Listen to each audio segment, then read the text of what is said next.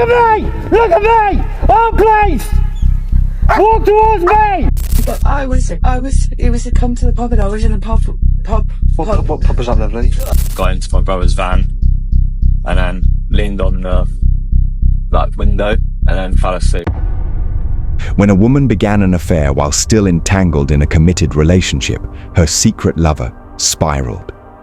He had waited, desperately, obsessively, for her to end things with her boyfriend, clinging to promises of a future together. But when waiting turned into torment and fantasy blurred with obsession, desire twisted into something darker. Fueled by jealousy and rage, the lover and his brother conspired to speed things up with blood. What followed was a chilling execution that left one man dead, brutally stabbed 8 times with one of those wounds plunging straight through his heart. It's the spring of 2021, and 37-year-old Louise Grieve's drinking habit is growing increasingly out of control. Most evenings were now spent in local pubs and bars, where alcohol wasn't the only thing she was indulging in. During one of these nights out, she met 24-year-old Mark Meadows. What started as a casual friendship quickly escalated into something far more intimate. The connection was electric and dangerous. Louise, a mother, was already in a relationship with 39-year-old Keith Green, a hard-working local carpenter. But by August, she was fully entangled with Mark. Their bond deepened, and they began doing everything together. On one such occasion, Mark confided in Louise. He'd been searching for knives but refused to buy them locally or online. Instead, he knew a place in Leeds, nearly 150 miles away in Yorkshire, and asked her to come with him. There, in a quiet transaction that seemed rather innocent on the surface, Mark purchased 2 knives for about £60. Then, blades in hand, the two returned to Banbury, carrying far more than just a shopping bag. By early September, Keith Green began to sense that something was off. Louise was distant, her behavior out of character, and it wasn't long before the truth surfaced. The couple had broken up. Almost immediately, Louise moved on with Mark Meadows. Keith, suspicious and hurt, paid her a visit. What he found there shattered him. Mark was inside the house, already taking the place Keith once held. Enraged, Keith confronted the younger man, and a violent altercation broke out. It appeared that Keith had got the upper hand in the fight. Police were called to the scene. Mark was addressed as the victim and had visible injuries, but he refused to press charges. He didn't need the law. He had his own plans. In a twist Keith never saw coming, Louise soon came back to him. By December, they appeared to be rebuilding what was broken, rekindling their relationship, resuming life as if nothing had happened. At least, that's what Keith believed. What he didn't know was that Louise was still in contact with Mark. The affair hadn't ended, it had simply gone underground.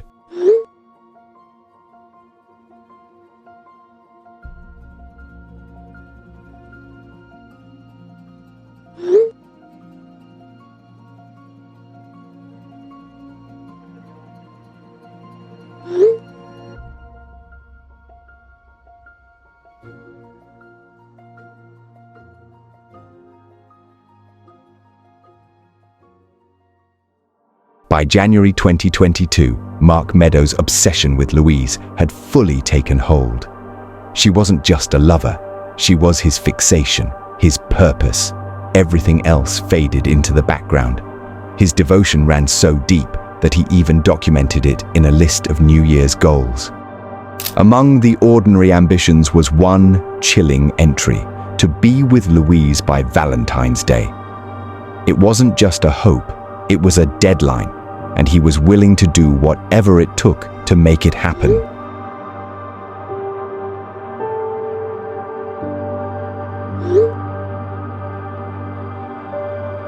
Mark had declared war on Keith Green. Consumed by jealousy and desperation, he pulled his half-brother into the chaos, 20-year-old Travis Gorton. Travis didn't hesitate. He wanted to see his brother happy, no matter the cost. And if happiness meant eliminating Keith, so be it. Their messages grew darker, more sinister by the day. What started as frustration quickly evolved into cold-blooded planning. When Mark voiced his desperation, asking how they could finally get rid of Keith, Travis offered a chillingly simple answer: kill him. Days passed. Keith was still alive. Louise was still out of reach. And now Valentine's Eve had arrived. The deadline was getting close. He knew there was no more time to wait. He had to act fast. That evening, Mark and Louise attended a local pub's bingo night, appearing like any ordinary couple out for a casual evening. Mark brought his brother Travis along, and the trio spent hours drinking, laughing, hugging, Mark and Louise kissing like nothing else in the world existed. Footage captured their carefree affection, their seemingly innocent fun. But back at home, Keith Green was tending to the children, completely unaware that his partner was continuing her affair. By 11 p.m., the three left the pub in Mark's van. On the surface, the plan was simple: drop Louise off at home. But Mark and Travis had spent the entire day preparing for something far more sinister. Dropping Louise off wasn't just a return trip, it was the bait for an ambush. As Louise stepped inside the house, Mark and Travis quietly slipped into the back garden. They knew exactly where to go. Toward the rear of the property stood a large garage, Keith's favorite place to tinker, to work, to escape. It also housed the home's CCTV recording unit. Mark climbed up and disconnected the cables, cutting the eyes of the house. Somehow, they knew where everything was. They also knew Keith was likely nearby. In the shadows, armed with 2 knives, the brothers waited. It wasn't long before Keith stepped into the garden. In a flash, the ambush began. The brothers attacked with brutal speed and ferocity. Keith was stabbed 8 times, one of the wounds piercing straight through his heart. He didn't stand a chance. Without hesitation, Mark and Travis fled the scene, sprinting back to their van. Within moments, they vanished into the night, leaving behind a scene of horror and a man whose only crime was loving the wrong person. A witness had seen the unusual behavior from the 2 brothers before taking a look down the garden, where Keith was discovered slumped against a shed. Ambulance emergency, tell me exactly what's happened. Louise heard the commotion out in the garden and rushed outside before performing CPR. Police and paramedics were already en route. Emergency services arrived at the property to a grim and chaotic scene. Keith Green lay motionless in the garden, bloodied and unresponsive. Despite efforts from paramedics, there was nothing they could do. Keith was deceased. Police immediately began questioning those who were there. Louise and the witness who had walked on the garden following the attack. I'm not saying it was him, but he was here. He just dropped me off. Yeah, but he was outside when I went out. He was at the pub and he just dropped us off. I didn't even know that he came in. What's his name? Mark Meadows. I was seeing Mark Meadows. Yeah. So, yeah. And then I got back with Keith. Okay. So, Mark Meadows was in the pub. I'd been in the pub and he was in the pub with me. Okay. But he dropped us off. But And have you seen what's happened? no, I was in the house. If you just tell everyone what you know, right? These guys when they get. He was to come to the pub and I was in a pub. What pub was that, lovely? The one. Pepper Pot or the Bell? Yeah, the pepper pot. And I just come back in the door, but Mark gave me a lift home. But he was making noises like he was snoring, like he was. But he was in the rubbish area. He was on the floor and he was all white and he was cold and I was trying to. You were. Honestly, you've done everything. We saw you. We know what you're doing. Trying, but You did fine. You couldn't have done any more. So who's dropped you back here then? Mark. So Mark, is it Mark Hill? No, Mark. Just I mentioned, I heard the name Mark Hill on the radio earlier. No, it's not Hill. His name, I can't remember it. I can't remember. Although Louise initially gave police Mark Meadows' full name, her demeanor quickly shifted. When asked again, she suddenly grew vague, forgetful, hesitant. Her guilty conscience was already beginning to show. Still, at that point, she was treated as a witness, not a suspect.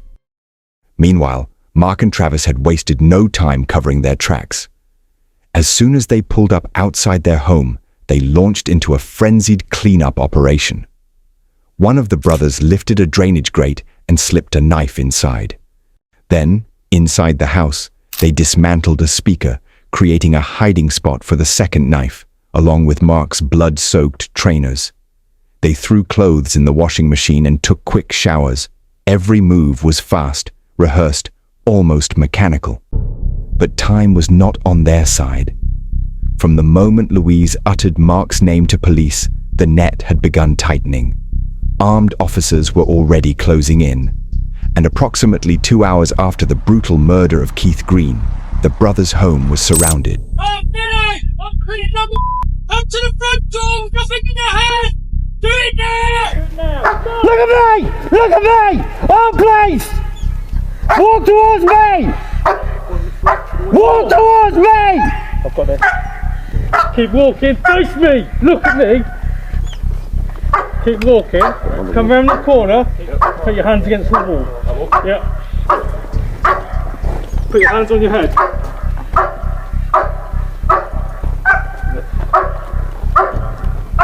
Do not move. Get down on your knees. Get down on your knees. What's your name? Mark. Right, listen to me, Mark. At the moment, you're under arrest for suspicion of murder. You don't have to say anything may harm your defence if you don't mention any questions which you let you out in court. As you do so, you've given an evidence. Do you understand? Yes, sir. Who else is in the address, mate? What's his name? Travis. There's a further occupant in the address. We are calling him out as well, but we're going to do it much more low level. Just bring him out the door and we'll bring him around here. Door first, mate, and then turn to your right. Keep your hands where you can see him and walk towards me. Come round the side here. Yeah. Place your hands on your head and drop to your knees once you're on this corner. Face the wall, face the wall, face the wall. At the moment, mate, I'm arresting you on suspicion of assisting an offender. You don't have to say anything may harm your defence if you don't mention any questions, so we should let you line in court, and if you do so, you'll be given evidence. That's fine. You understand? Yep, absolutely. With both brothers now in custody, the investigation kicked into high gear. Detectives began their interviews, hoping to break the silence and uncover the truth. But Mark remained stone-faced. Mark Meadows has been arrested on suspicion of the murder of Keith Green. Your client's brother, Travis Gorton, has also been arrested on suspicion of assisting an offender and murder. Tell me what you know about the allegations of you being responsible for the murder of Keith Green. No comment. Tell me if you want to deny being involved in the events. No comment. This is your opportunity now to say, I have nothing to do with it. No comment. Mark gave a full no-comment interview. Travis, on the other hand, crumbled under pressure. Unlike his older brother's eerie calm, Travis offered a flimsy, pathetic alibi, one that barely held up under even basic scrutiny.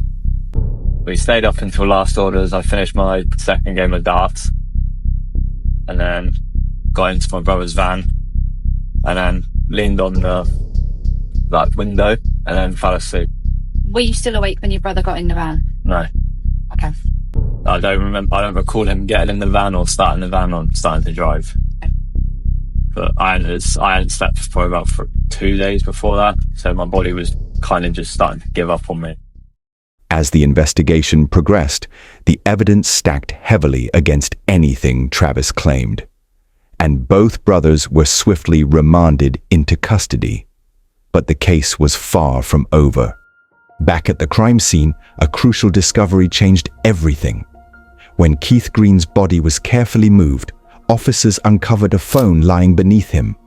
But it wasn't Keith's, it was Mark Meadows. In a critical mistake, Mark had dropped his phone at the very scene of the murder, unknowingly leaving behind a digital trail of damning evidence. When police accessed the device, what they found was shocking.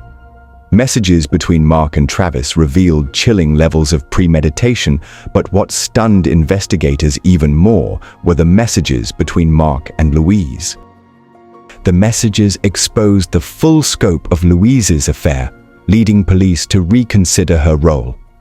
no longer just a witness, but now a prime suspect. Around a month after Keith's murder, time finally ran out for Louise Grieve. She was arrested. You do not have to say anything. It may harm your defence if you do not mention one question, something which you later alarm in court. Anything you do then may be given in evidence. Do you want to come on in this way? Tell him I've been there. Put this in there. What you got in there? Bags lighter, keys, about £5. There you go, like anything. £5 that you never knew you had. We'll get you in the van and then we'll go, shall we? Will you take off and take my jacket off before we get in the van because I'm really hot? We're only going to Banbury. Yeah, we're not going far. Louise Grieve claimed she was innocent, but the evidence was overwhelming, and she too was held in custody. By now, police had uncovered the speaker that had been dismantled to hide the blood-stained trainers, as well as the knife stashed in the street drain. But just as justice seemed imminent, a dramatic and unprecedented twist shook the case. In August, barristers across the country went on strike, causing chaos in the court system. With legal proceedings in limbo, all three suspects, Mark, Louise, and Travis, were granted bail. The decision sparked public outrage.